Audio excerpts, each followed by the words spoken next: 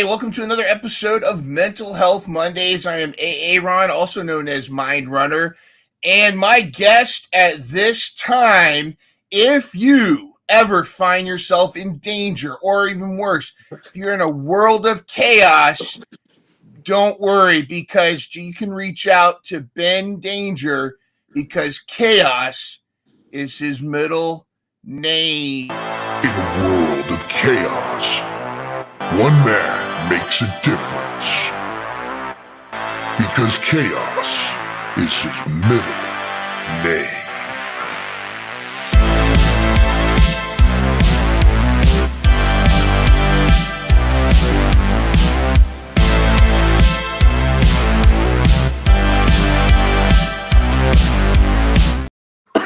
Chaos is his middle name. I'm talking about Ben Danger, good friend of mine that I've met through the Twitter Spaces, this Twitter universe. It's like the Avengers are coming together. The Avengers of Twitter Spaces are coming together and forming something that I dare say is awesome. And I'm excited to have him on. Ben, thank you for joining me. Mind Runner, Ron, I appreciate you having me on. It's been an absolute blast. I love our collaborations, especially on these spaces. It's so fun. You know, I was cracking up yesterday. It was, it was too much. But I'm excited, brother. I really appreciate you giving me this opportunity. And for people that don't know, Ben and I are part of a Twitter space where Amber Champagne, who's been on our show previously, she hosts a space called the Champagne Room, which we actually came up with the idea of the name of the Champagne Room on our episode, and she had to go do this carnival endeavor, and so just so happens Ben, myself, Norwood, and Amber run this group chat in our group DM, and she asked us if we could help run her space for her, and I think the three of us were like, okay. It was like, don't throw us, and at first we were like thinking of legitimately making it like semi-serious, but then you put the three of us in charge, man. we just chaos is your middle name. But if you don't get it, if you haven't had a chance to check it out yet, please go to Twitter and check out, under Amber Champagne. She's hosting those spaces, but the recordings are up. And we have dealt with some serious issues, such as the slaughtering of hot dogs at the carnival that Ben Chaos Danger is continuing to investigate.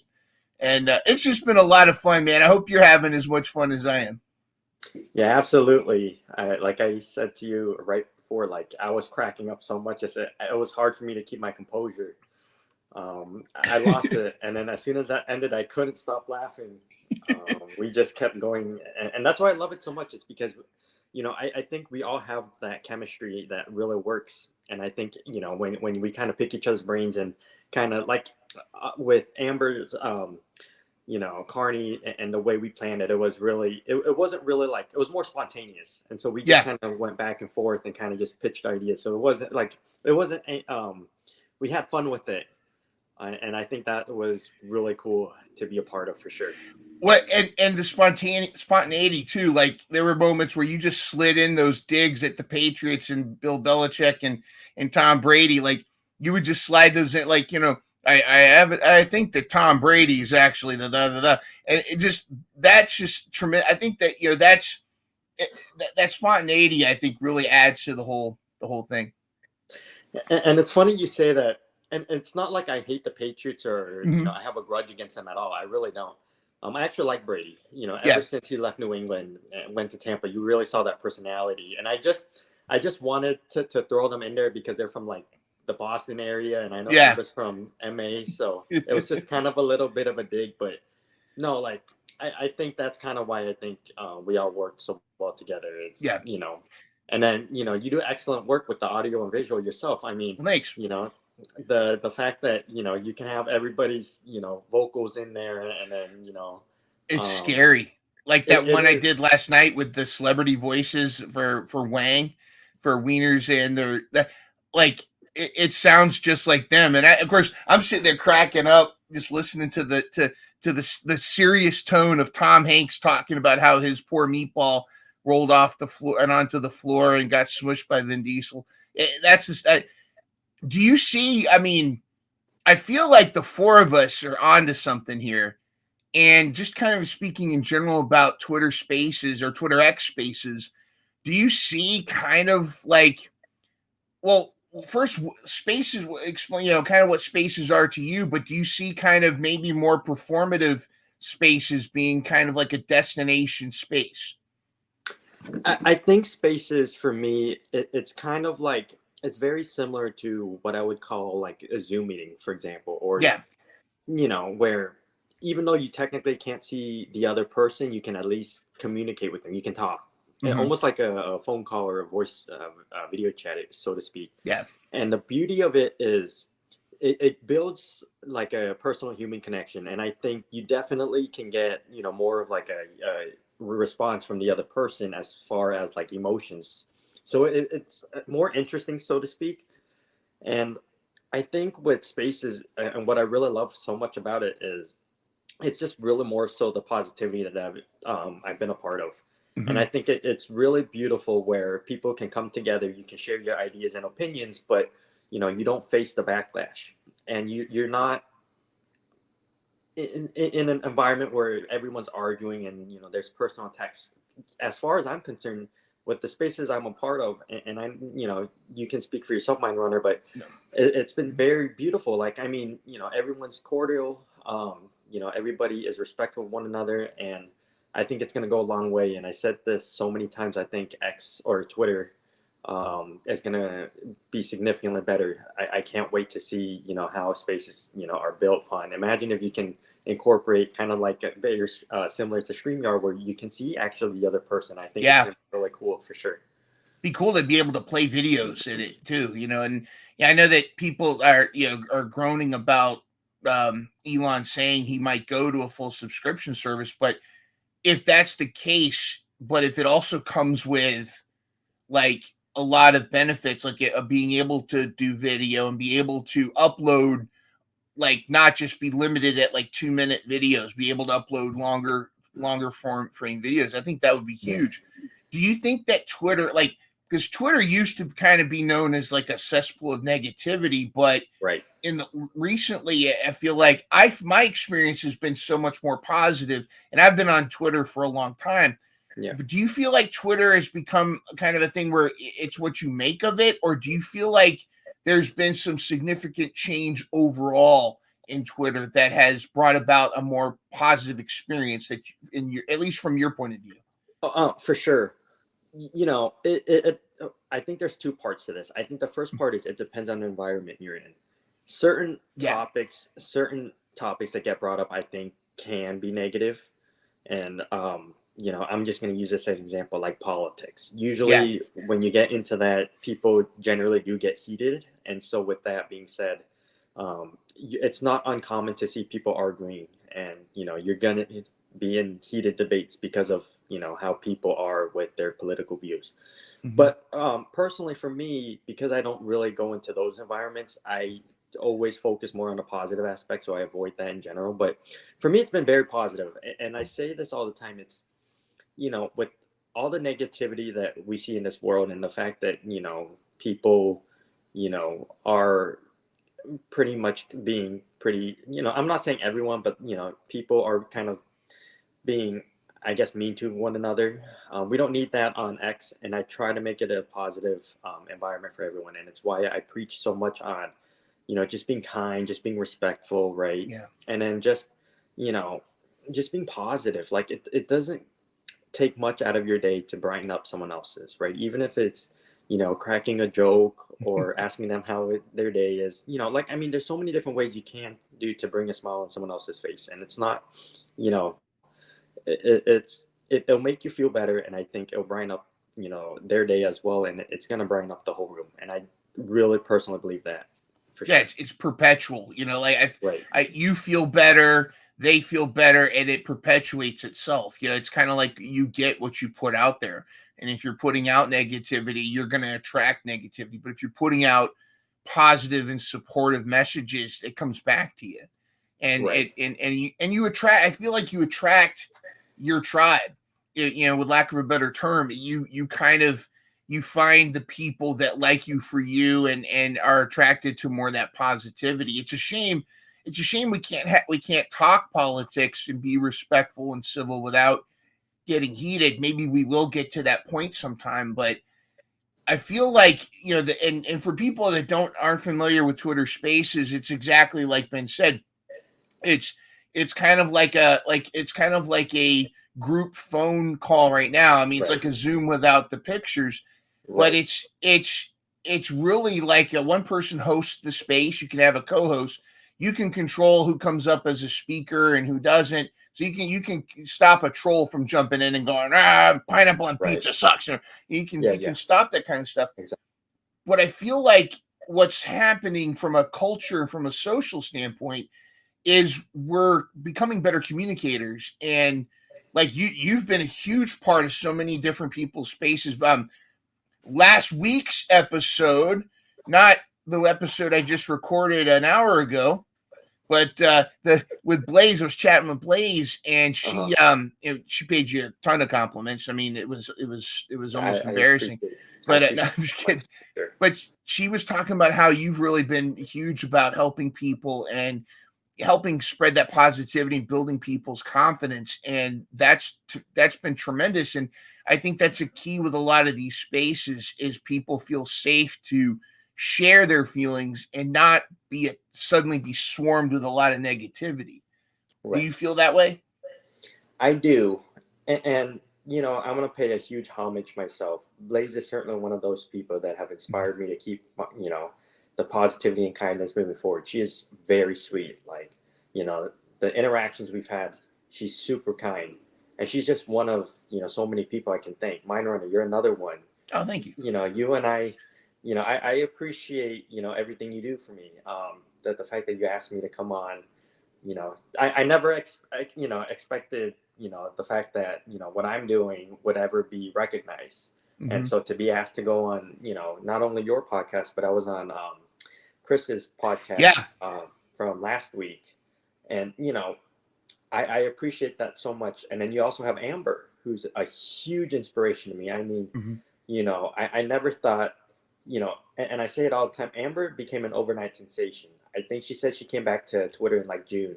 Yeah. And immediately she just skyrocketed. Like she had a huge influx of, followers, but you can definitely tell why. Like her personality is amazing. Like she's super kind. She's cool. She likes to have fun. She doesn't take herself seriously. And I think when you have all of those intangibles together, I think it really kind of sets you apart. And I think, and if Amber's, helped really build my confidence on spaces. It's why I'm not as afraid to either host one myself or jump on someone else's and then have more meaningful conversations. I think, I've been very blessed with the people I've met on here, and there's ways too many people. There's so many people I can thank, and I wish I could name them all. There's a Go lot. through the list. You don't question Amber's judgment though, putting us three goofballs in charge of her space for 2 weeks. I mean, you know what? I'll be honest. When I say this, after yesterday's events, I was kind of thinking, I wonder if all of our accounts are going to get deboosted just because of the of what we were saying. But of course, I'm joking when I say that. But I think that's why I really appreciate Amber. It's because she doesn't take herself seriously, and we can go on and I mean, we were all being respectful, of course, and it's not like we were going over line. We were just, talking about, those things. But, I think when you can you definitely get a feel of someone, the more, you communicate with them or the more, you interact with. And I think from what I've, noticed with Amber, she's, like I said, she's super sweet with everybody she, interacts with. And, she's genuine. She's genuine. She's a very genuine person. Absolutely. And, I watched, an episode when, she was on your podcast a couple of weeks ago, and I thoroughly enjoyed it because it gives a different perspective, and I appreciate, your conversations that you had together, and I think that was really amazing, for sure. Well, this episode's going to be even better because we've got Ben Chaos Danger, in the house. I want to talk about positivity though, because some people sure. use the term toxic positivity, and I have thoughts on that. But have you heard that term, and what does it mean to be positive? And is there such a thing as toxic positivity? I mean, there probably can be times where it can be, there can be Hmm. toxic positivity for sure. Um,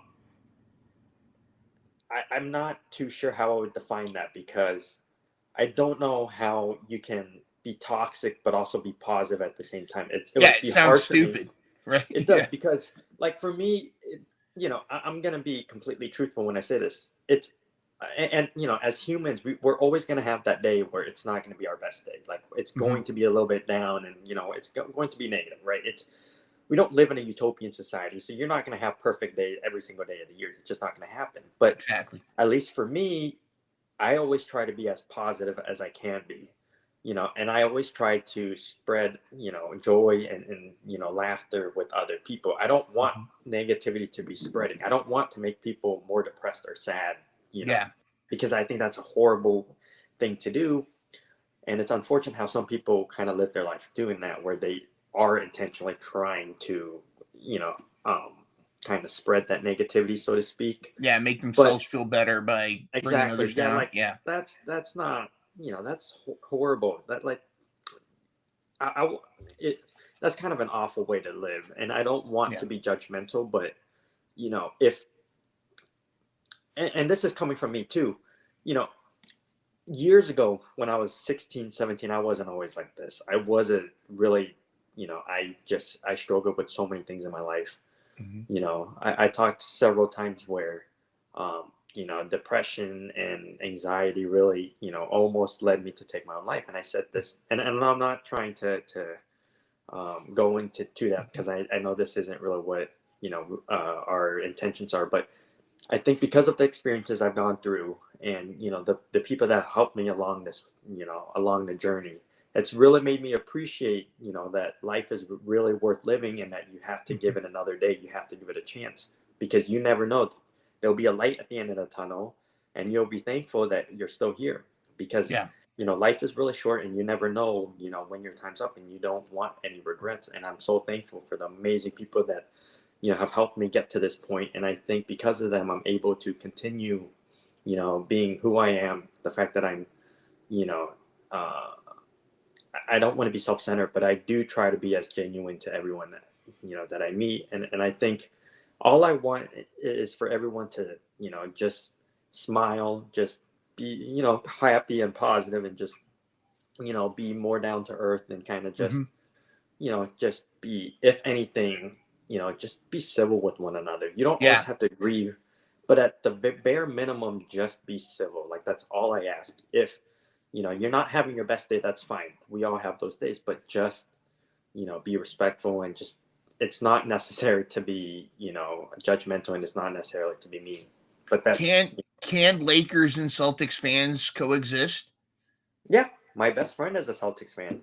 Oh, Um, I'm sorry. I mean, no, but like, no, no. see, that's also the thing. It's, we don't take it seriously. Like, okay, when it comes to sports and our teams, yeah, we do get passionate, but we don't, insult each other. Okay, like Yeah. that's, there's a fine line where you don't cross, and I think we've done a very good job of not crossing that line. So yeah, you can root for different, teams, or you can be of different political, origins. You can be, different race, religion, ethnicity, gender, whatever the case may be, and you can still coexist and get along and be, civil with one another. It can work. It can happen. You just have to be, you just have to be willing to put in the effort to make it work. But like, I don't understand. For example, this is just an example. Let's say you grew up with someone, your whole life, right? Hmm. And along the way, they kind of, um, they, because they mature, and they go through different life experiences, they end up having different views from you. That doesn't mean they've changed as a person. They just may have Yeah. different views, but that doesn't necessarily mean they are any different. And I think people kind of have to realize that at the end of the day, we're all human. We all breathe the same air, and it's, Hmm. you just I would just really love to see if, there's just more positivity in this world. Um, I said this before in several different spaces I've been in. I wasn't always, the nicest person out there in the world. Like there were times where, I wasn't the very best, and I struggled, for years. But I'm definitely still learning. I'm Wait, definitely there was still. such a thing as evil Ben? That was I wouldn't say evil, but I would say more of like uh what's the term I'm thinking of? bitter, Kind of. I was more angry, so to angry. speak. I was angry. I was angry at the world. I was angry at a lot of people. I took out my frustrations on the people I love. And I hated that about myself. Even now, Mhm. sometimes I think about it, it's that resentment that I still kind of feel like, what, it's the regret too, where I wish, I wasn't who I used to be. But at the same time, it's like it's a learning experience for me. And it's why I think because of the experiences I've gone through in my life, it's led me to realize that what, you have to treat people with kindness, and you have to be you know respectful of one another, because Mhm. at the end of the day, life is too short, and you never want to live with any type of regret. So you know um, there's a lot for me to still learn. Like I'm not even perfect. I'll be openly honest, but I'm still trying my best to improve for Well, sure. brother, you've got an attitude that I wish I had at your age, man. I like, in fact, I wonder you're an old soul, dude, because there's a lot of us that it takes decades to get to that point where we realize that we're not perfect, but we're also not, we got it makes no sense to not strive to be positive about your life. I found people that talk about toxic positivity, Uh-huh. it's I either put one of two categories. Either it's somebody that wants to be negative and they just want to bash, they don't like it when someone's positive, or it's that fake positivity of, Ben, you're amazing at whatever you do without really Right. being genuine. And I Right. think, what's good about, like, with you and others that we interact with, is that Hmm. that is being genuinely positive, where you're like, hey, you can do this. Life is, you're gonna be fine. You're gonna do this, do the best you can. And do you feel like do you feel like our society is heading that direction where we're going to be a lot more respectful and better at communicating, or are we going, or is most of society kind of being more la la la la la, I don't want to hear about it, if you don't agree with me about pineapple on pizza, then we can't talk. I love that you brought that up, because I've been kind of thinking. I think a lot of the reasons why society is the way it is now, and it's because of the increase in technology. Hmm. Just for example, smartphones, tablets. Like it's so much easier for you to get information now than it was literally 20, 30 years ago, Yeah. right? And so I think that does definitely have a role to play. But at the same time, I'm not going to completely say that it's because technology we are who we are because of it. I think it's also, I think sometimes we lose direction, and we lose our sense of Interesting. purpose, Hmm. and it's kind of why I think so. Um, at least from what I've seen, I think people just, and I'm not saying this is everybody, obviously, but I do think people sometimes intentionally will try to disagree just to disagree, and then Hmm. like initiate some kind of argument just for the sake of it.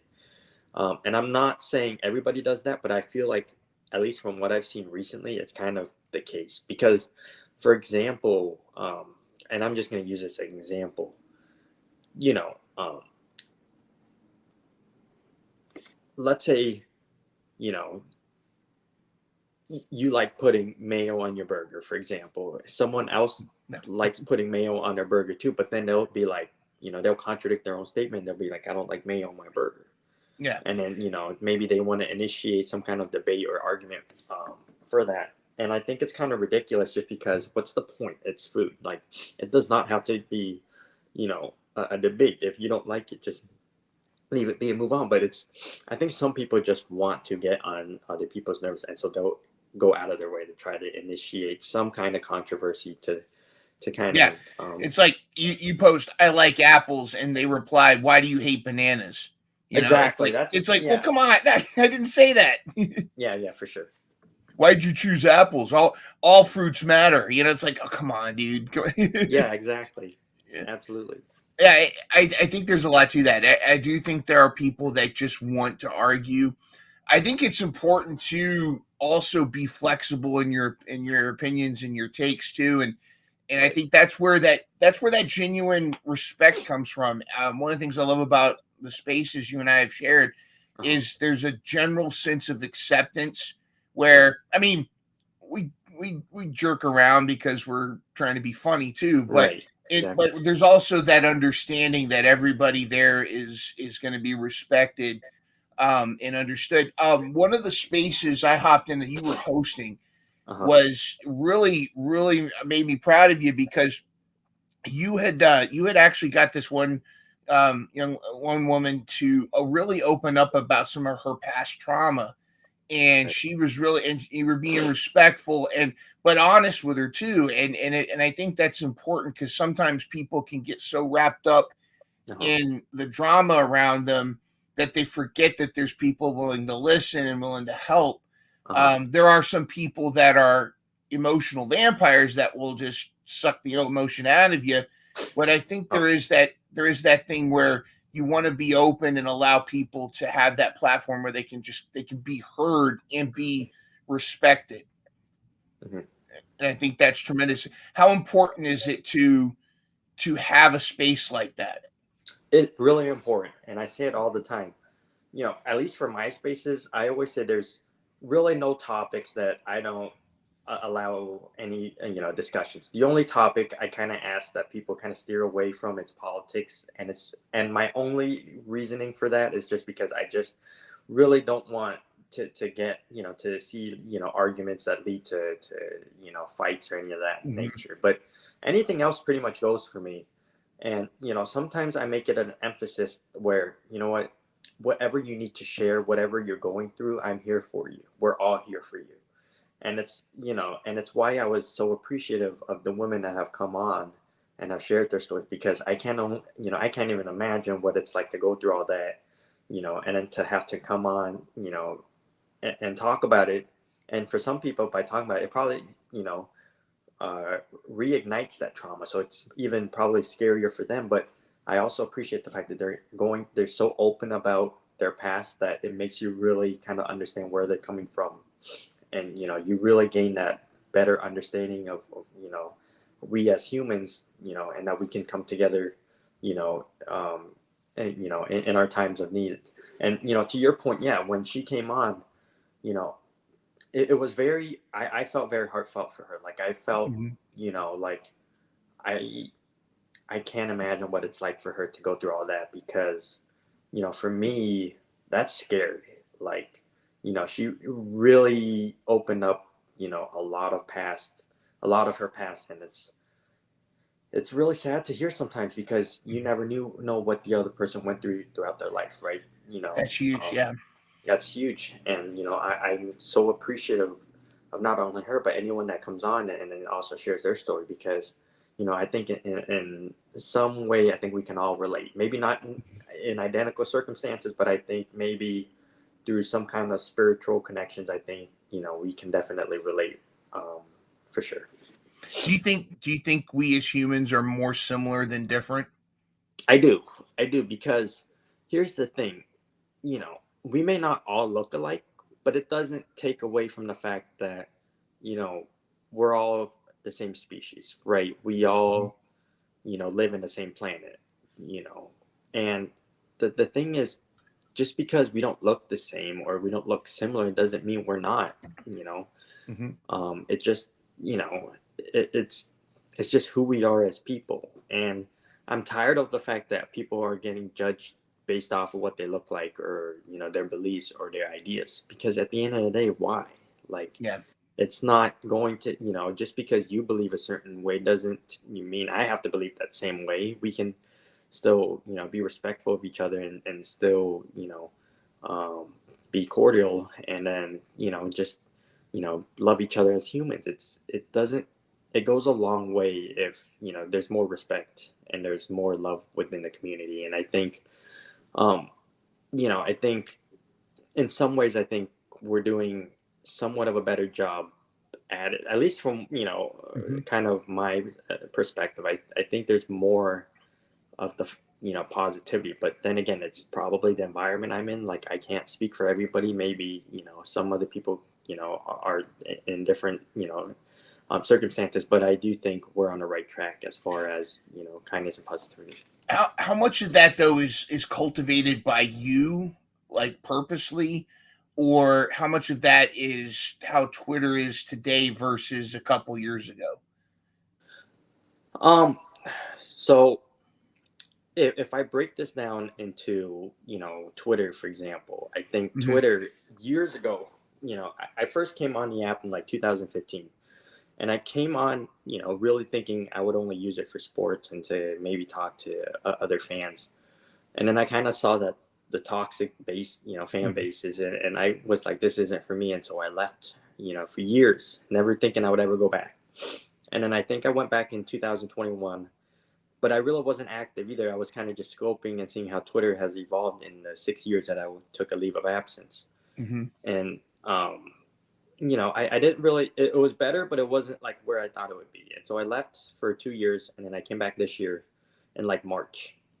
And I kind of stumbled upon, positivity and like people being respectful of one another. And I thought, okay, see, this is a huge improvement from, the last time I was on Yeah, here. huge. Huge. And I think it was great to see because I never thought Twitter would ever evolve into, how it is now. And I think it's a huge credit to Elon because I think he really reinvented the app and, the algorithm he has used to kind of, you know, have where like if you're being respectful and you're being positive for the most part, usually you'll see the positive aspects and you won't have to really, kind of having to see the negative side of, Yeah. maybe, but, you know, and this is just Twitter. Like if we're talking like in real life, then it's a little bit different because I've been kind of lucky where, I've been surrounded by amazing people where I don't really have to go through so much negativity.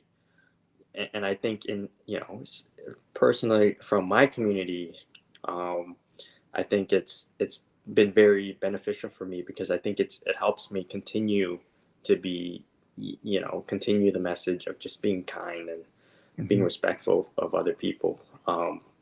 But like I said, it's I think it's two parts. I think you have to be willing to initiate the kindness and the positivity, but also I think it really helps if you can surround yourself in communities where other people are, of similar interest with you. So I think it's two separate um, ideas intertwined, but I think it can happen. Yeah, it's kind of like your expansive consciousness, or maybe that's not the right word.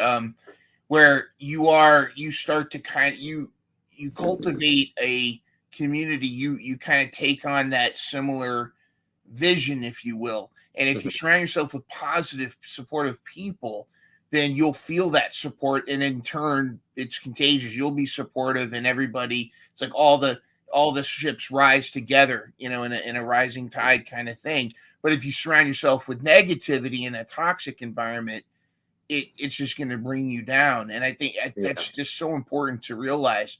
What about what would you say to somebody Mhm. that hears us talking about all this positivity and you and I spread, being positive and listening Yeah. and saying you guys are a bunch of betas and you're not, you need to, showing emotion is not a man's thing to do. Um, and you should be much more guarded and, who cares what other people think? What would you say to that mentality? Well, here's the thing: if you don't believe us, come to our spaces, come Mhm. to our accounts, and then be a part of our community. You'll really see where we're coming from. Like we're not putting on a facade. Okay, like this Yeah. isn't something we just do in this, and then as soon as we get off, of You're like, here. did you hear that wacko Paul? Yeah, we're not Yeah. doing that. So like I can kind of understand where people are coming from because if you're too positive all the time and you keep saying the same thing over and over and you're being really repetitive, I think for some people it can be like, okay, this person's being, they're not being as They're not genuine. being genuine. Yeah. And so I would say to that person, like, well, here's several things. You have to really give that person a chance. Okay. Like, if you're just basing it off of, your podcast right now for, however long you and I have this conversation, that's not enough to judge us, Yeah. right? They would have to be, within our community a little bit longer before you can make any type of, you know, um, opinion on whether or not, we are who we are. Like, it's just not. So for what I would say to that person is, it's kind of like that saying, "Don't judge a book by its cover." Like, just because you see two people talking about positivity and kindness, and then you're just going to make assumptions because they're not being genuine. That's not fair, because you don't know who they are. You barely just Mhm. stumbled upon, without really giving them, a fair chance to really, explain themselves further, prove, that they really are who they are. And so I would say to them, like, if anything, just give, other people a chance first before you make any you make any forms of Judgments. judgment, for sure. Yeah, absolutely. Do you feel like there is such a thing as toxic masculinity, or do you feel like that's something that's kind of a broad generalization of just a handful of jerks and being turned into a broad generalization of all men? Um, I think it's a little bit of both, because I do think there are some people that um, are like, they have the traits of what toxicity is, and Hmm. sometimes maybe because of it, they kind of have, you kind of get that feeling that they are toxic just because of how they how they act, or whatnot. But I also think it's dependent of, I do think it's kind of dependent on how you surround yourself with other people. And I think if you kind of allow yourself to you know incorporate ideas of other people about toxic masculinity, I think it can also maybe uh, differentiate your views, if it makes any sense. I think Yeah, absolutely. I think so. Here's the thing. I think if there's two sides to it. I think, one, there's probably some people that are toxic no matter what. I think it's Mhm. and partly it maybe because of the environment they are in, or how they were raised, or maybe the people they associate themselves with. But I also think, as a society, I think it also plays another role. I think if you know and it kind of just goes back to saying, like, some people will say men are not supposed to show emotion because, like you kind of brought up earlier, it's Yeah. going to make them look weak. And I think that's not true, because you never know what the other person can. So let's say, for example, somebody loses their loved one, they're not allowed to show emotions in public. That's such a Yeah, that's crazy. terrible, that's a disgraceful, thought process. Mhm. Let them grieve the way they need to. Who cares how they grieve, whether or not they choose to do so publicly, privately, whether or not they, you know, um, publicly kind of, let's say, for example, cry. Like, you can't just judge them for that. And I'm getting tired of hearing people saying that's a weakness because men cry. And that's Okay. actually a strength, I think. You're more in tune with your I think emotions. if you're able to show your emotions, I think it really shows who you are. But I'm not even saying this is about everybody. Like, just because you don't show emotions doesn't mean you're not a great person. I think it really helps if you can show emotion, and it helps other people see a side of you where, what, if you can kind of put yourself out there, more, I think it would help kind of um, gain, their perspective of you. Yeah, I agree. And do you think that maybe gender doesn't have much to do with it? Maybe it's just that there's some guys and some women that are assholes and some that aren't. It's maybe just the toxicity is the thing that they have in common. I think it's toxicity in general. I don't think Mhm. gender really has a role, because if you really deep down, dive deep down, I know what you it's meant. it's a little bit of both genders. I think male and female can both be toxic, just depending on a person. But like I said, it depends on the person, not the gender themselves. So, like, there are positive men the same way there are positive women. There are Mhm. toxic men the same way there are some toxic women out there. But at the grand scheme of things, I'm not gonna place you know a judgment just based off of like I said, for example, gender, race, religion, Culture. Yeah. culture, beliefs, whatever the case may be. I think it's a stupid thing to do because, you know, you don't know the other person. So if you're just going to judge it based off of like, without knowing them, I think it's really stupid, Yeah. I think you're selling them selling and yourself. yourself short by Exactly. jumping into that. Exactly. How did let's step back, let's peek behind the curtain at Ben Chaos Danger a little bit. Sure. And how did you get to the point where you are? What were some key life experiences and moments that have given you what I feel is a very healthy life Uh-huh. perspective? I mean, you touched on your suicide attempt and your anger, but like Mhm. what got you through that? What were some of those key moments, and what made you so angry? Were you angry at everybody, or were there moments that made you feel that way? And what were the turning points that got you to where you are today? Yeah. So elementary and middle school, I was bullied, and I was bullied a lot.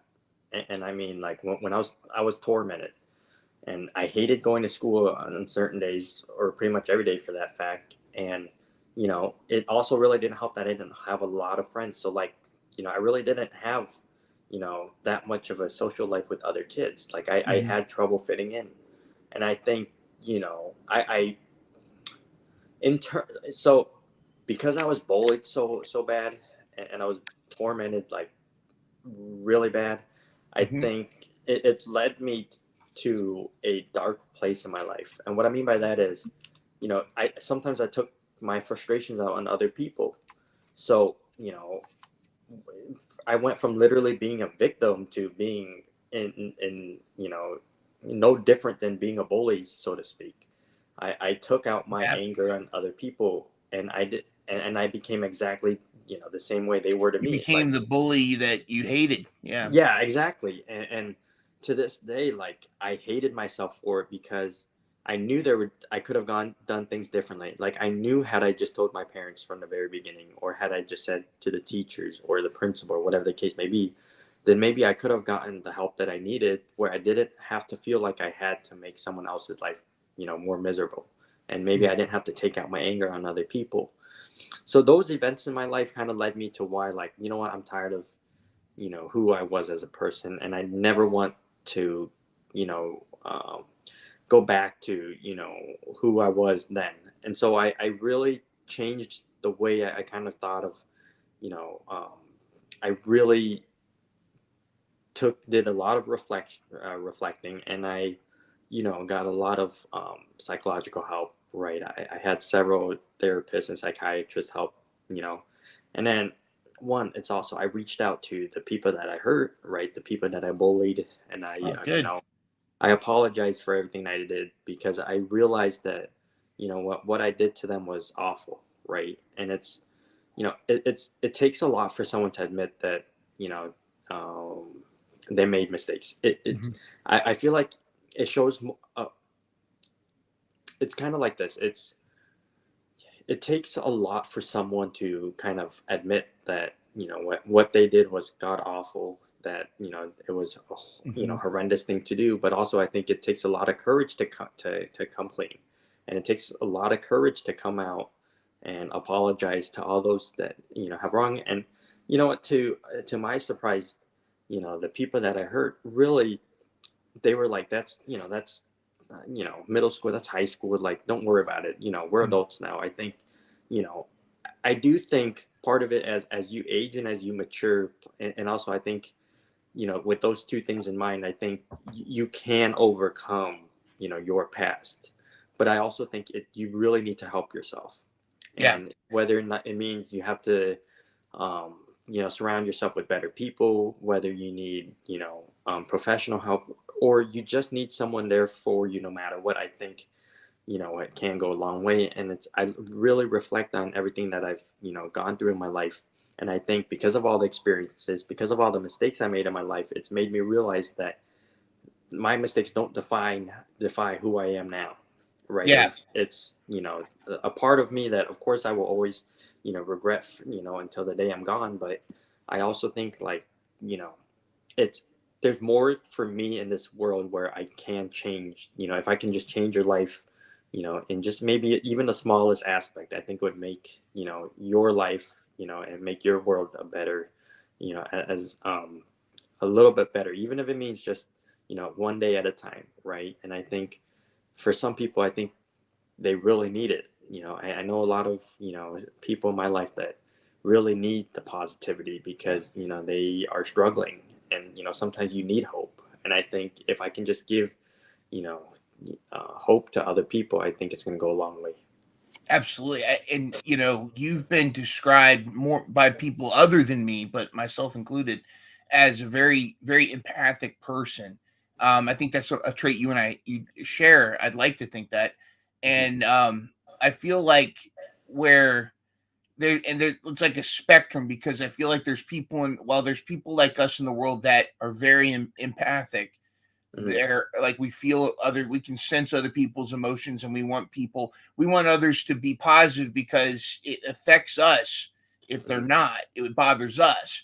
But then there's, on the other side of the spectrum, I feel like there's people that struggle with feeling how other people feel, or Yeah. understanding emotions. And I'm wondering, do you feel like maybe due to your empathic nature, did that make you kind of like, not that it was like shame on you for that, it was not your fault at all, but did that, being more empathic, did that make you a target to bullies that saw that as a weakness, or that wanted to bother you because of that? Did you feel like that at all, and what were some positives to that empathic ability to sense other people?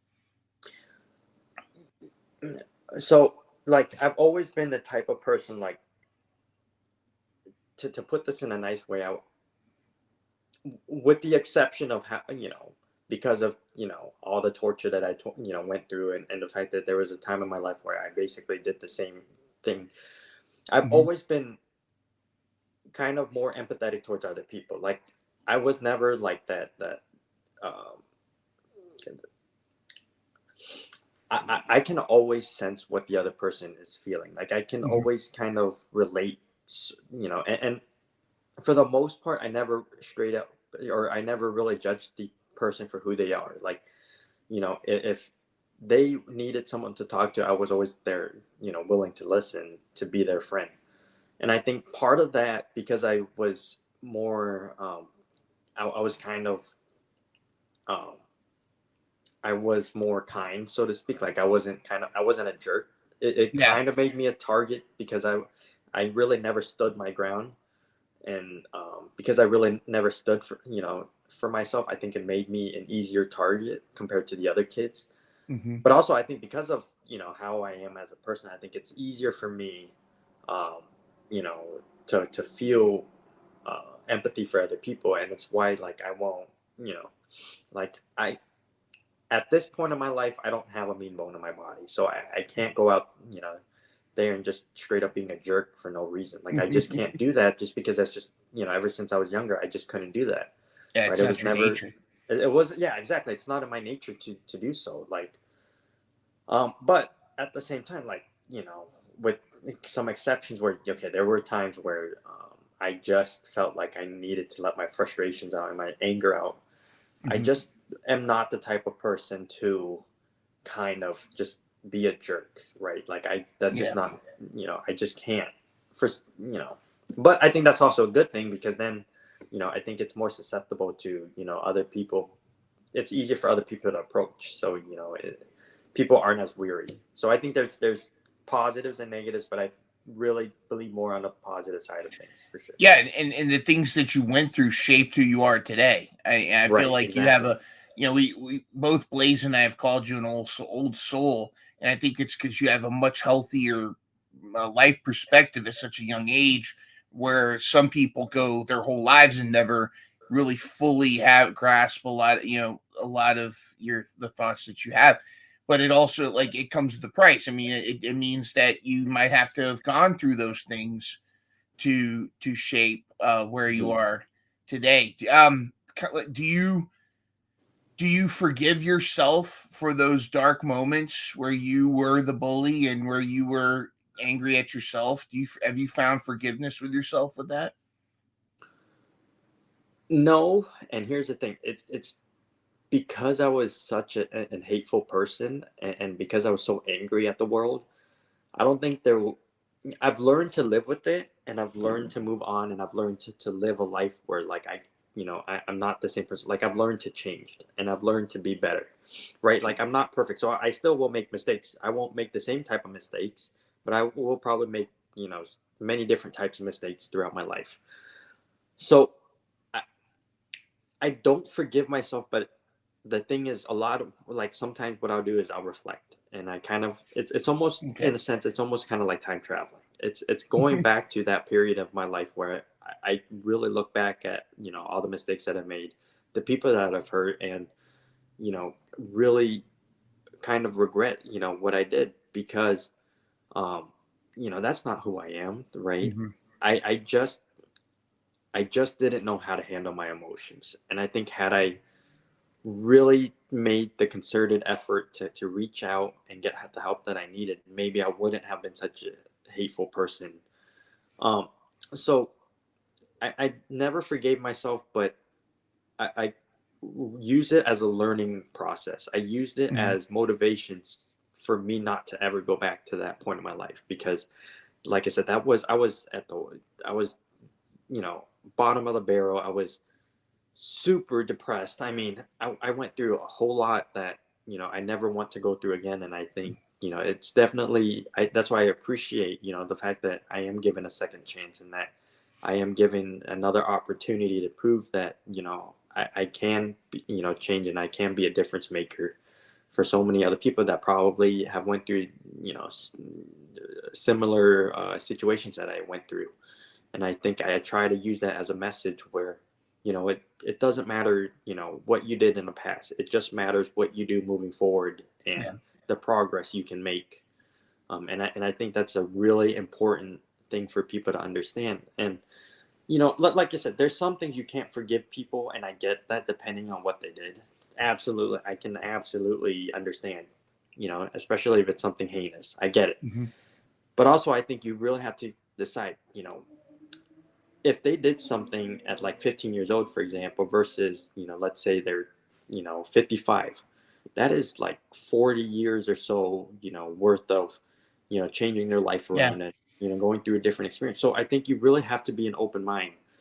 But like I said, I won't, neglect the fact that, there are some things that, people do that, okay, maybe you just can't forgive them no matter what. Like if it's certain crimes, like, and I don't really want to mention it here, but I can kind of understand where, okay, you just, there's no way you can let that go. But Yeah. um, I think people definitely can change, and people definitely can be a difference maker in this world if you give them, an opportunity to do so. It's kind of interesting because where's the line between forgiveness, redemption? Like, where's the line where like you're not that person anymore? Uh-huh.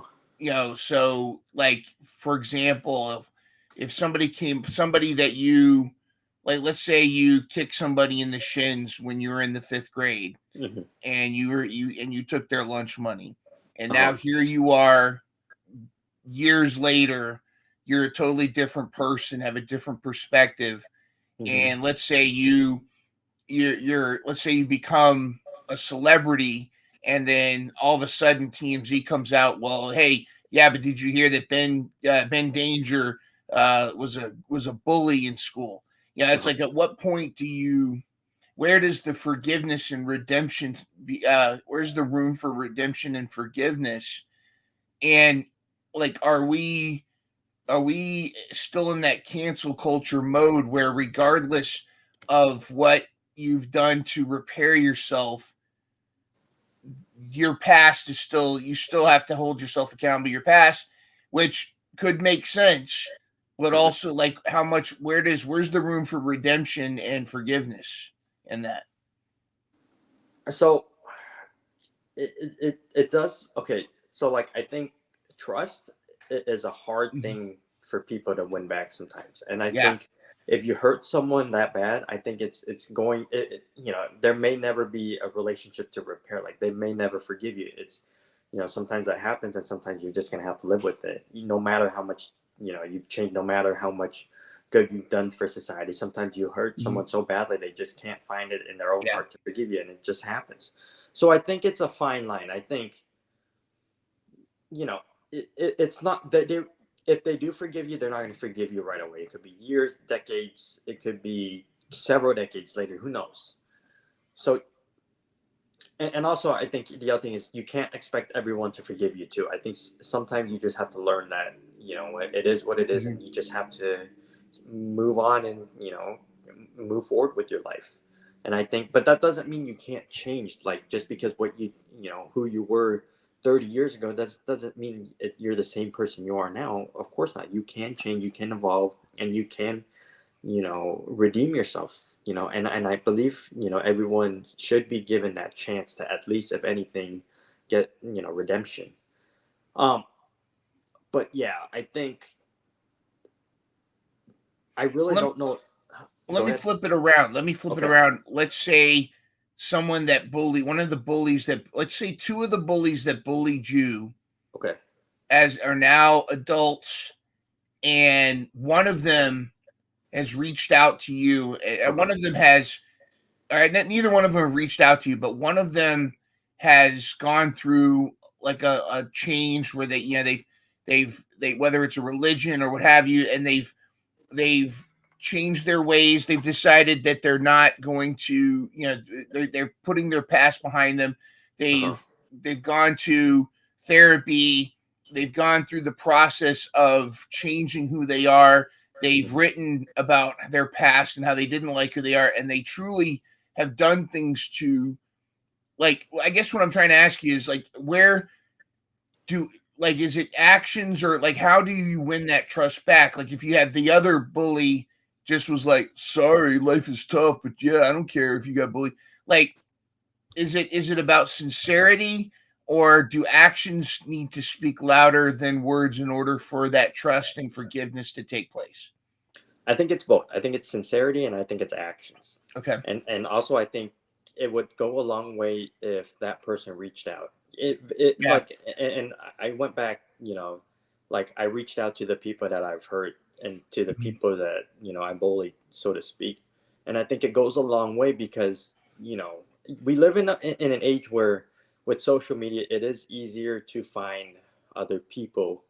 I'm not saying, like I'm not trying to, say like I'm advocating for someone to, let's say, stalk, for example. But I think if you know their name, I'm not Mhm. saying, telling you to go on, and try to Yeah. find an address or anything. No, no, no, no. But like, I mean, if let's say they have social media, or you assume they have social media or anything, maybe you go on, you try to find, their name, and then if they have a profile pic that looks similar, or to what you remember them looking like, I think it goes a long way. But I think there's many different ways for you to reach out to them. I think you know um, if you're sincere, and you tell them, listen, I would like to meet up with you at some point, right?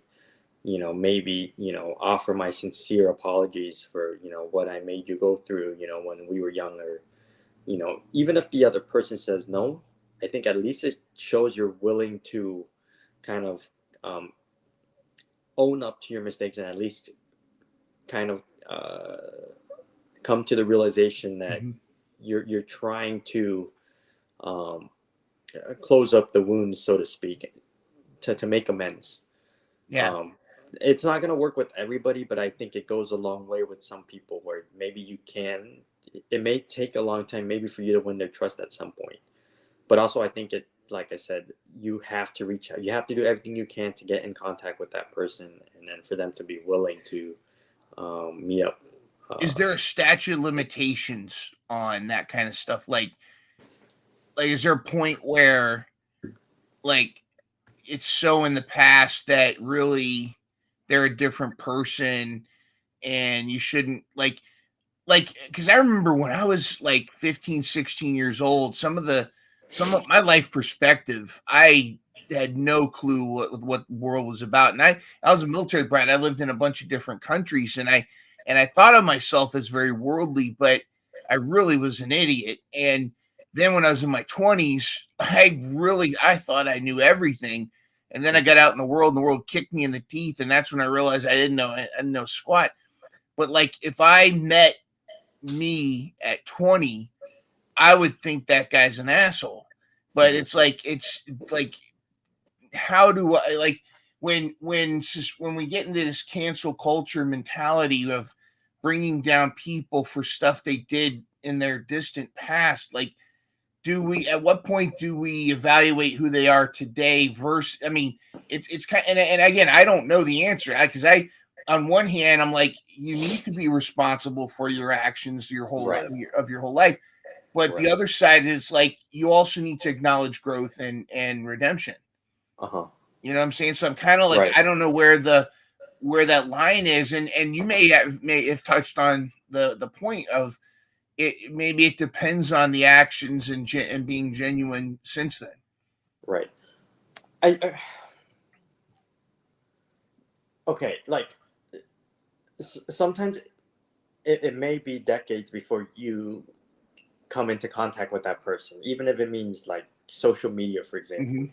or you somehow run across them on the internet, whatever the case, or you see them in person. Like, so I don't think there should ever be a limitation, especially especially even if it's even been longer. So like, especially if it's okay. So let me put it this way: if it's something that happened like 40 years ago when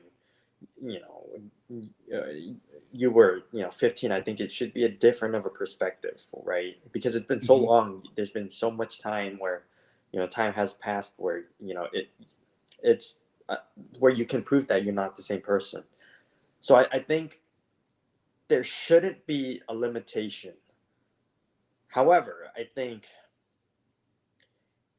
if you can patch up that relationship sooner than later, I think it's better. But Interesting. Yeah. here's the thing. Okay. Sometimes, like, if it's like really if it's really recent, maybe the wound is still fresh and maybe they won't want anything to do with you, which Yeah, I I can't give it completely space. understand. Mhm.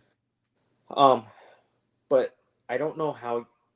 So some people can definitely, and I've read stories and I've seen, where some people went decades without, with the guilt and regret. And I'm thinking that's a hard burden. That's a heavy burden because they probably did want to reach out sooner. They probably did want to get it off their chest, but either the other person didn't want anything to do with that person, the other person just there was no way to contact, right? Then Yeah. they maybe change their name, who move out of country, who knows? And so sometimes it's difficult, but I think there should never be any limitations as to at least reaching out and, if anything, apologizing for your past mistakes. And sometimes you have to do that through actions, like you were mentioning earlier, Ron, where um, sometimes you can't just apologize and then move on. Sometimes you have to show them like you really mean it. Like you have to do it through actions. Maybe you have to, if anything, you have to pay it forward. If anything, just at least if anything, prove to them that you're not the same person, and that maybe touch someone else's life, and then Yeah, I like that. Pay it forward. pay it forward. That's Exactly. huge.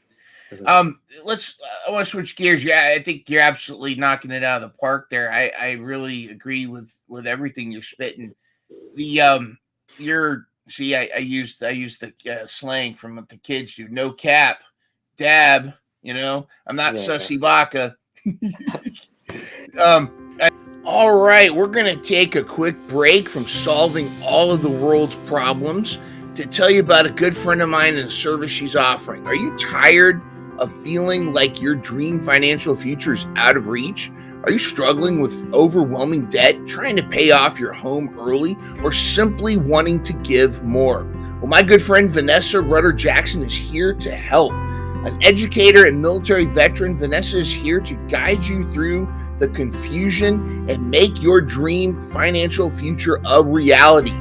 With her certified financial coaching services, she'll help you create a personalized plan that sets you up to win with money. As an educator and a mother of two, Vanessa understands the challenges of scraping by and stretching paychecks. She's been there, and she knows how to navigate the financial landscape to help you thrive. Don't let financial stress hold you back any longer. Take the first step towards financial freedom today with Rudder Jackson Financial Coaching. Reach out to Vanessa today for a free 45-minute consultation at varudder34@gmail.com or go to tinyurl.com/RJ Money Coach. That's varudder34@gmail.com or tinyurl.com/RJ Money Coach. Remember, it's never too late to take control of your finances and achieve your dreams. Start your journey to financial freedom with Rudder Jackson Financial Coaching today. All right, now let's get back to solving the world's problems with the most charming host on the interwebs. I know, right? But you're currently going to college, right? You're enrolled. And what do you have kind of a general idea what your next path is going to be, or do you feel like a calling into some sort of counseling? So, I'm currently an accounting major, but I've been kind of going back and forth. Like, do I really want to do accounting? Do I want to do business? At some point, there was a time when I thought I wanted to teach myself, and I've been going kind of back and forth. But I think my calling at this point is accounting, and it's because I think I'm pretty good with numbers, and I think I really it's a field where I think there's some people that definitely need it. Yeah. So, like, for example, accountants is needed everywhere. So whether you work for a firm, you can be a CPA, like, you can help someone else do their taxes, for example. Like, I think there's so many different ways you can do. And I think at least in my opinion, I think it's a safer bet of a career path, because, like, I've had friends that, have business majors, but they really don't know what they're going to do with it. And, sometimes, just getting a degree isn't going to do a whole lot unless you actually know what you're going to do. And yeah, when I really stood on accounting, it was several things, so I went online, and you kind of take those, like, little tests to see, like, where, which fields, you are more suited for and whatnot. And so I did kind of that. And, they said, I mean, if you're really good with organizing and you're really good with structure and numbers, accounting is a safe bet. And I kind of did a lot of research, and I was thinking about it. I was like, this may not be, this may be the path for me. And I've given it some time, and I think I'm pretty set in stone so far. And then in terms of my education, I got about 2 more semesters, and then I have a firm waiting for me. So I might need you to help me with my taxes next year too, buddy. Listen, I've had several people reach out, and I think I'm still learning. So it'll be a couple of years before I can actually help people, because I still need to do a lot of training. But for sure, if you ever need anything, once I'm certified and I'm ready to go, definitely help you out in any way I can, for sure. Awesome. I do you feel because I see, like, I hear what you're saying about the accounting stuff, and ultimately you go with where you feel your calling is. I mean, you go with, because I wish I listened to that part of me when I was your age, because I spent so much of my 20s and early 30s trying to be somebody I wasn't. And then it wasn't until, like, early 30s that I really started living my life for me and being me, rather than trying to be some unattainable version of me that, he meant well, but my dad kind of put out there for me, or, like other, like I had to really come to grips with, hey, I am this person. And it was a struggle for me. And so I wish I listened to that inner person. Do you feel like you also, though, feel a little bit of a calling with kind of that, and maybe it'll manifest in, like, a financial coaching position or something, but do you feel that your empathy and your calling to be, do you ever feel like maybe counseling or some kind of some kind of person listener of Mhm. sorts? Do you feel like that's also so, and could that intertwine with your future as well as accounting? You know, I think if anything, if I do go into that path, into that career, so to speak, I think I would definitely do teaching.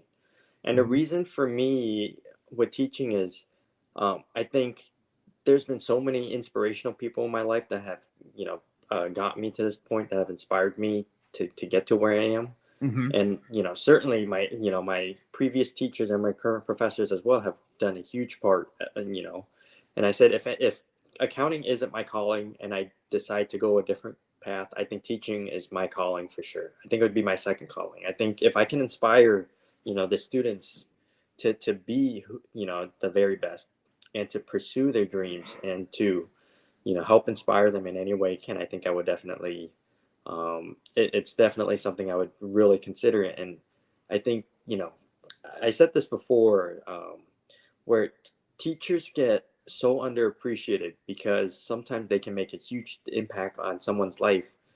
But sometimes, we don't really recognize them for their hard work that they do. And so I think, what they deserve more recognition. And I think, if anything, I think teaching would be, my second, um, calling for sure.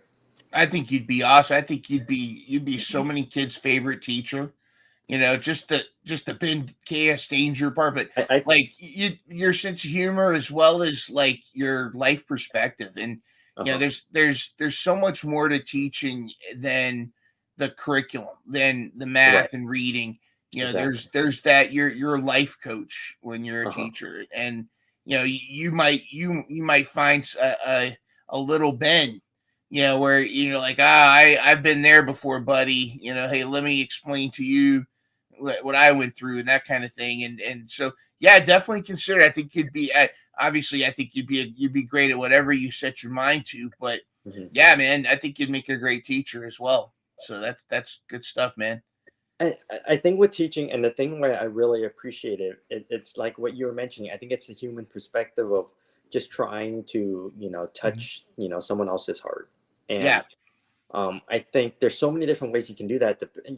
And set aside like a core subject, for example, like there's a reason why I think some teachers end up, and this isn't a knock on any particular teacher, but I think some teachers, based off of the personality, their sense of humor, based off of maybe sometimes their experience, I think it goes a long way in connecting with their students.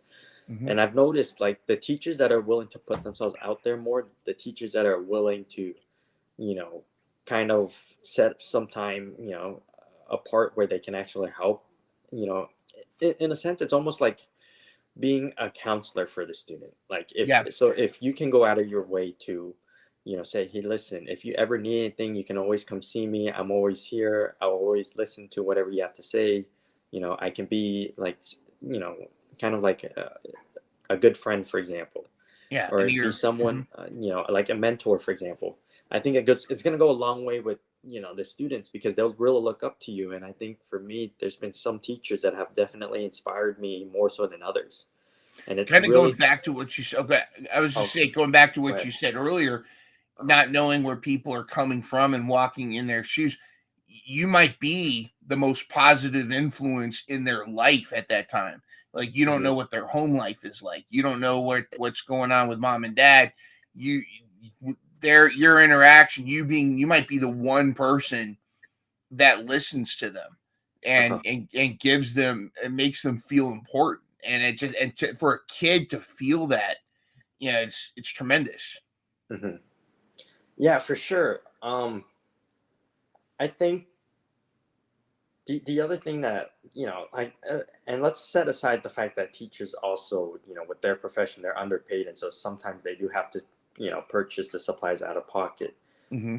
And it's hard because sometimes they're also struggling too. So imagine if they have their own families, and you know especially with the way the economy is now and inflation, like with everything being more expensive, they have to go out there and buy supplies. Not only maybe for if they have kids, they have to get supplies for their kids. They also have to get school supplies for Yeah. their own students, and that adds up quickly. And sometimes the school district maybe doesn't supply them with enough resources, and it's unfortunate. But That's why I think I definitely have such an appreciation for teachers because they do so much for us that sometimes it's never enough for us to take for granted how much they've influenced our lives. And I kind of wish more people kind of realize that teachers, you know, it's, teaching is, I always say it's like that one job that you really can't replace. Like in theory, you can say you can replace it with robots, but here's the thing: robots don't have human emotions, and so it's never going to be the same. And so I think I really take the time to appreciate those that have inspired you to this point. And if it's Mhm. teachers, definitely go out of your way and show your appreciation for them because they do so much for you that you may not know it now, but they as you get older and as time flies, you're going to realize they'll have a huge impact on you. Absolutely. It's yeah, I know a teacher named Mr. Burden who's really, really a tremendous teacher. He was very underpaid, but he decided to devote more time to making podcasts about mental health. Uh-huh. But and he sometimes goes by the name of Aaron or Mind Runner, but he's a Oh, tremendous guy. uh-huh. But yeah, I think that, and I've had conversations with people that haven't really looked behind the scenes at teaching, and Uh-huh. they'll judge all teachers by the worst teacher that they had, Right. this a broader example. I Do you see when people like tend to judge an entire group by their worst, like somebody will say, "Oh, you believe this, so you're a right wing nut job," or "You Mhm. believe this, and so you're a libtard," or the insults that they use. Mhm. I hope it's not human nature, but it's like it bothers me when people tend to use one bad inexperience with somebody Mhm. and then use that to label an entire group, whether it's by race, belief, political party, sports team, whatever it is, or taste in cake or pie, that kind of stuff. It's how do we get away from that? So I do think sometimes we do kind of uh, based off of based all of our judgments on certain groups. And let me kind of go back to teachers, for example. I think sometimes, because I've definitely been guilty of this too, where I look at teachers and be like, I usually always think of the worst of teachers, not the best of it, when I was younger. Hmm. And like I haven't always had the best teachers. And it's not so much like I look at it and it'd be like, had I acted differently, maybe I would have made their lives a little bit easier. Maybe they didn't have to, act the way they did if I was a better student and I had actually done what I was supposed to. Maybe they wouldn't have gone, off the deep end and maybe, be the way they were. But I think it's also this. I think sometimes you can't always look at the worst of people. Sometimes you have to look at the best of people as well. And that's why I certainly make it a point where I try to speak as positively about other people as I can rather than Hmm. try to be degrading or be negative. And it's you can always find reasons to disagree or find reasons to um I, hate is not the word I want to use, but find reasons to um, kind of judge, based off of maybe Hmm. the negative, you know, uh, ideas or personalities of that person. So I do think if more people would just at least try, and I'm just asking you to try. It's not going to be perfect, and I'm not saying it's going to work for everyone. But if you can just try to find the best of humanity and the best Hmm. and the positive side, I think it's going to go a long way, and I think you'll be better off in the long run. Do you think? I think there is something to that, and I think there is a human nature aspect where, and it may go back to more primitive times where you're with your tribe, and you know that the tribe over here that wears the green shirts, they're really nice, but the tribe over there that wears the red shirts, every time we go over there, they try to attack us. Uh-huh. So if you're walking through the woods and you see somebody wearing a red shirt, you're going to be a little bit more on your guard than if Mhm. you walk through the woods and come across someone with a green shirt. And I use that as just kind of example, but it like I feel like there's absolutely we as people, human beings, we can't judge an entire group based off their worst versions. But it's also, it's the empty cans that make the most noise. We usually hear the idiots. And with Mhm. social media, I always laugh. I say social media is funny because it's like every village has an idiot, but now with social media, all the idiots have a louder voice together, Mhm. because they've all gotten together. And I say idiot, but I don't mean it. I'm not judging people, but it's Mhm. usually the worst part of a group that you hear the Mhm. most. But like on the flip side is, I feel like there should also be some understanding and compassion, where if every interaction you've had has been, like, for example, I'm not to get that, but we go there because we need to be understanding. But Right. like, if every time you've interacted with a police officer, they've been hostile and Mhm. condescending and treated you bad and have roughed you up, the next Mhm. time you see a police officer, or if you see someone else being beat up by a police officer in their Mhm. action, you're going to have a preconception of that police officer. Or if you're just happen upon a police officer, you're in uniform, you're going to have you're going to be on edge, because Mhm.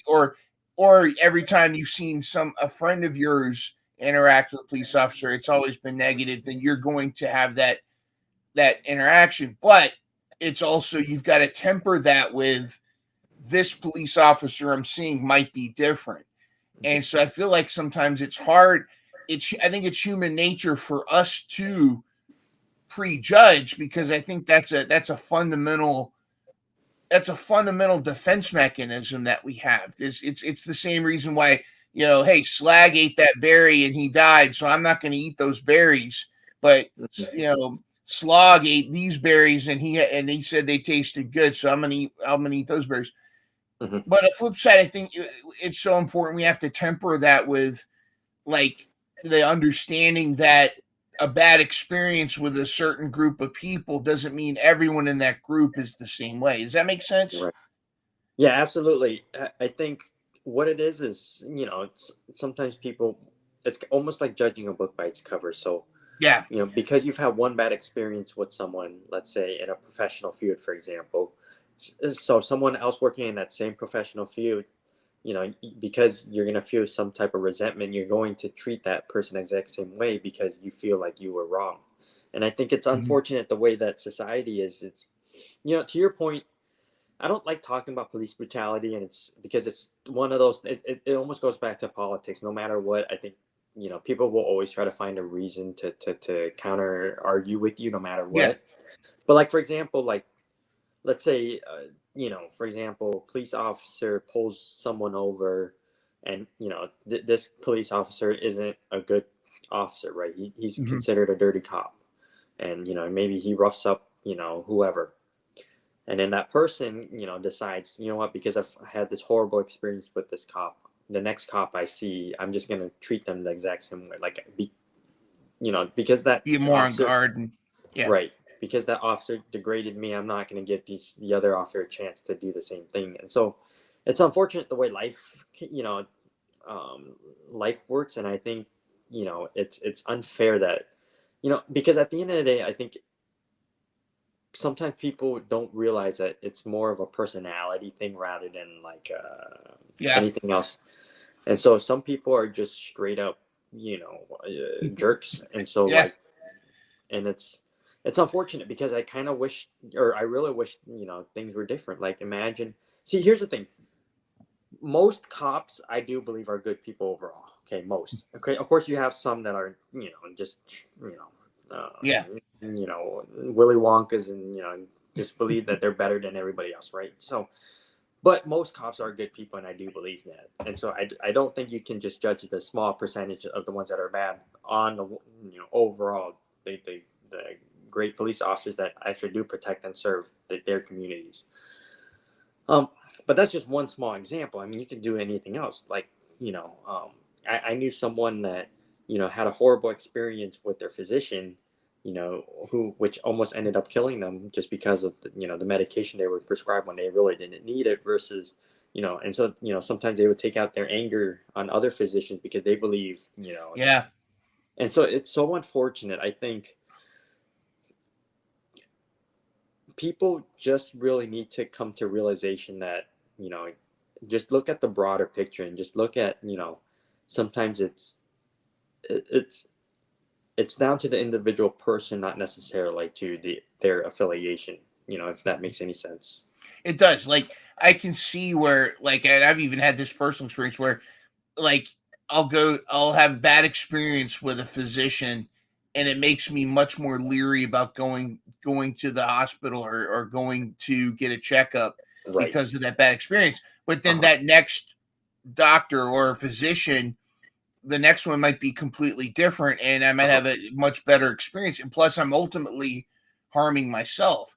Uh-huh. What do you say to folks that say, like, with teachers and cops, though, because the nature of their job impacts lives so to a greater extent than, say, a manager at Pizza Hut? Uh-huh. What like is there less room for assholes in the teaching and police profession, or should we, or is it should we treat that the same as other professions? Um, okay. So if so let me put it this way.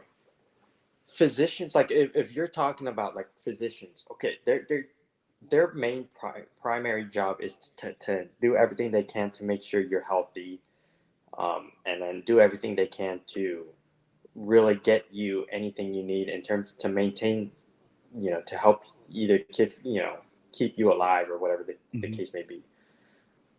So I think there's more at stake for physicians not to make mistakes, because sometimes Mhm. if they, make dire, decisions that end up maybe costing someone their life, they could be held liable, and it's not, Yeah, you don't want to and have a bad day when you're a surgeon. right. So yeah, you really don't. So like, so I think dependent depending on what you do, I think it's going to be a huge factor, because like, so like you brought up like being a manager at Pizza Hut, for example.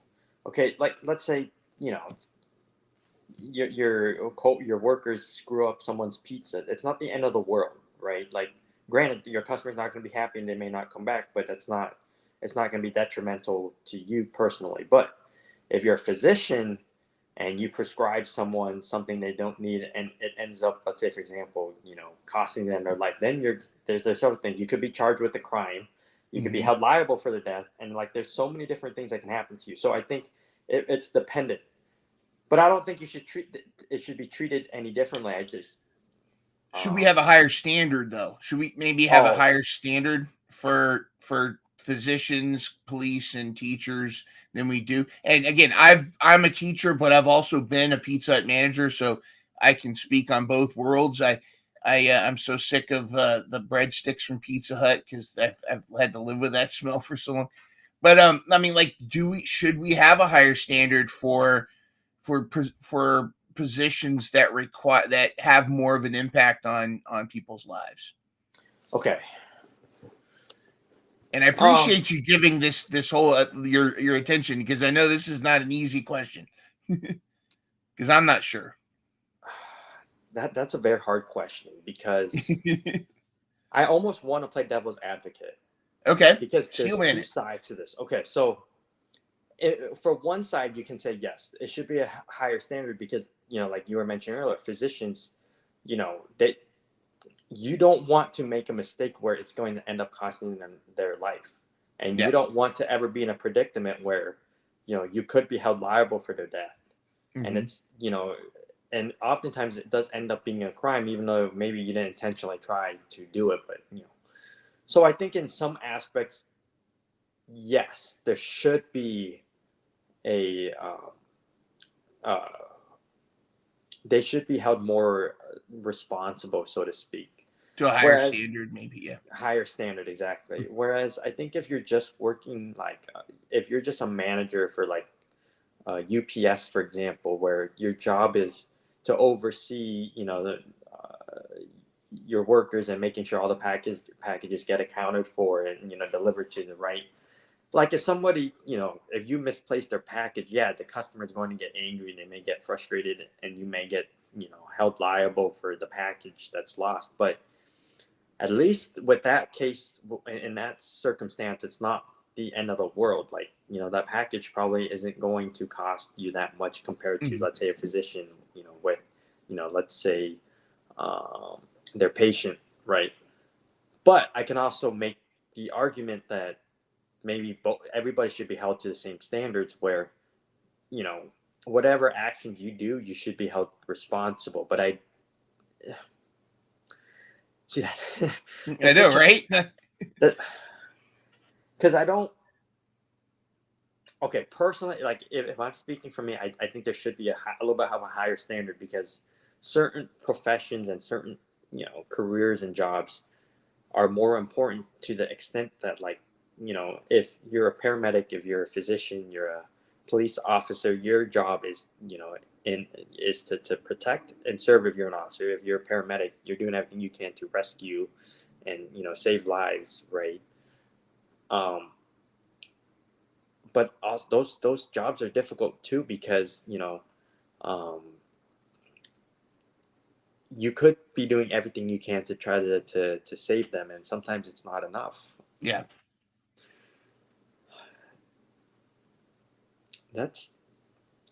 I would have to really think about it. I would have to really, because it's not an open-ended answer where I can be like, yes, I can definitely lean one way, because I can definitely see both sides of the argument, and it's harder for me to lean any certain way. I'm just, at this point, I'm kind of just giving you the information from both sides, and then I'm trying to be impartial, if it makes any sense. Like, I can't really lean one way or another.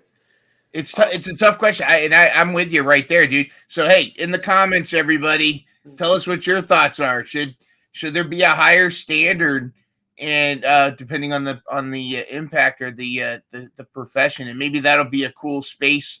Let's just drop that bomb in the next Twitter space and just let everybody argue that out for a little bit.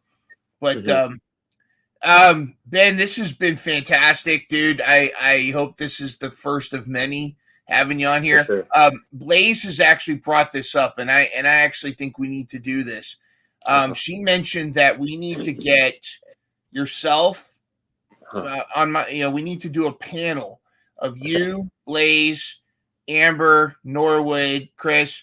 Get a panel and pick a topic, and we just all discuss that specific topic.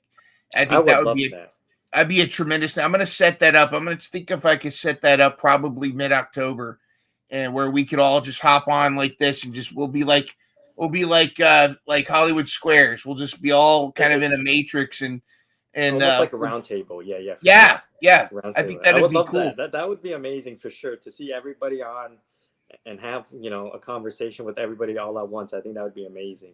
And we have to make sure we don't do it during a Cowboys game, so that Norwood can have his full attention. I love that you brought that up, because the other day when we were in that space, and you could hear Norwood's girlfriend in the background screaming about the Cowboys and cursing and all that. It was so funny. I couldn't hold it in. Just every time Norwood even said he had his door closed too, so it made it even funnier that it was so loud that we could hear. We could hear from the other room, and it was so funny. And you could hear in his voice the little twinge of fear sometimes when he would talk to her. It was like he knew, if he said the wrong thing, her wrath of the Cowboys losing was coming his way.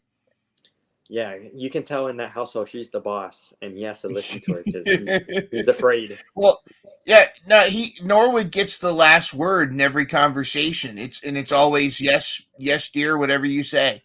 That's usually the last word. I noticed that too. Yeah. Very cool. Well, Ben, thank you so much for joining me for this episode of Mental Health Mondays. Do you have any final thoughts or words of wisdom to impart on everybody before we get out of here? Yeah, so let me just say this for all those that are listening. Ron, aka Mind Runner, I appreciate you from the bottom of my heart for having me on today. It means a A lot pleasure. that I'm on talking to you for as long as we have. This has been a very interesting and fun conversation, and I'd love to come back on at some point for sure. But, I think my message for everyone that's listening is to do this. And I'm asking this as a favor.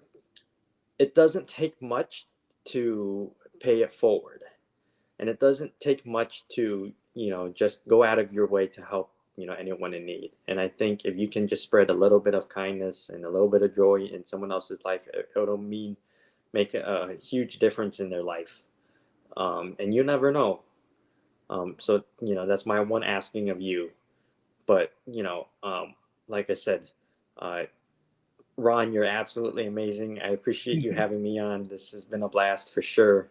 And then I love all that you do on Twitter. You're amazing.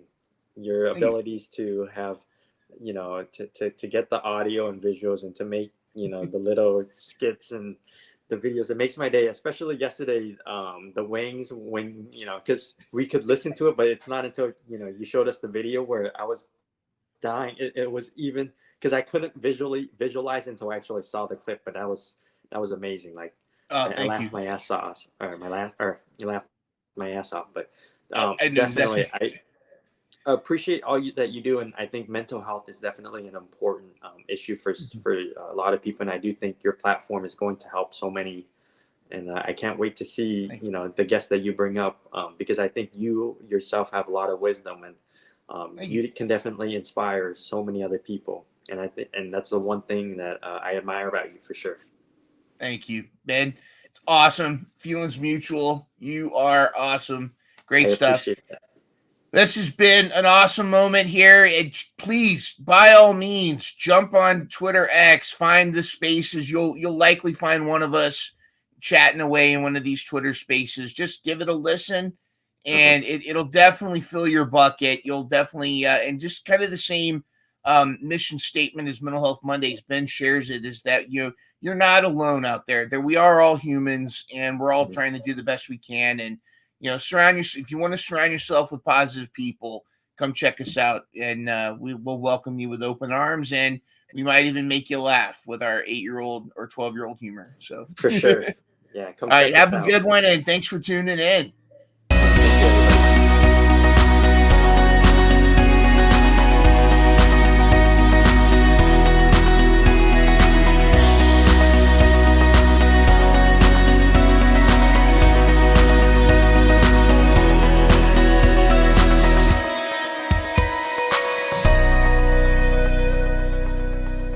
Catch new episodes of Mental Health Mondays every Monday morning at 7 a.m.